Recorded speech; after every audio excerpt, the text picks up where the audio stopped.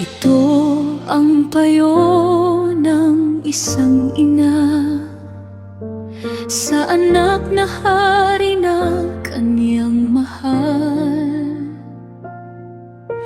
Ingatan mo ang iyong landas at huwag sayangin ang lakas.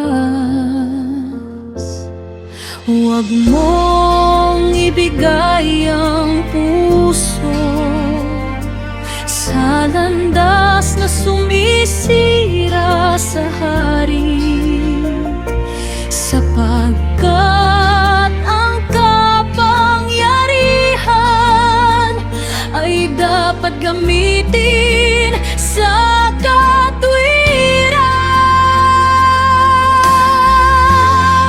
Alalahanin mo ang mahihirap at ipagtanggol ang naapi.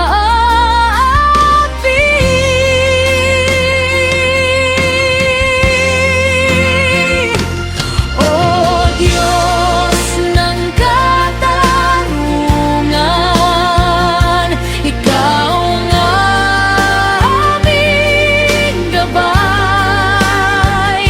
Turuan mo kaming mamuno sa pag-ibig at katotohanan.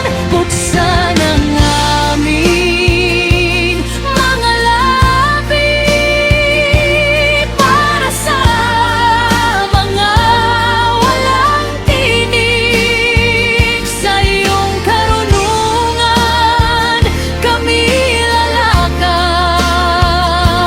O Diyos na dakila.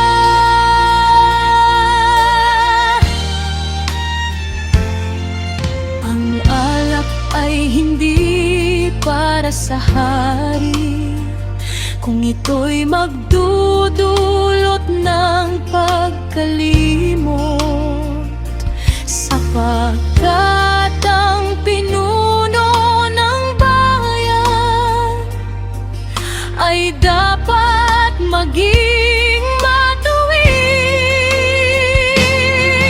Buksan ang iyong bibig para sa mahirap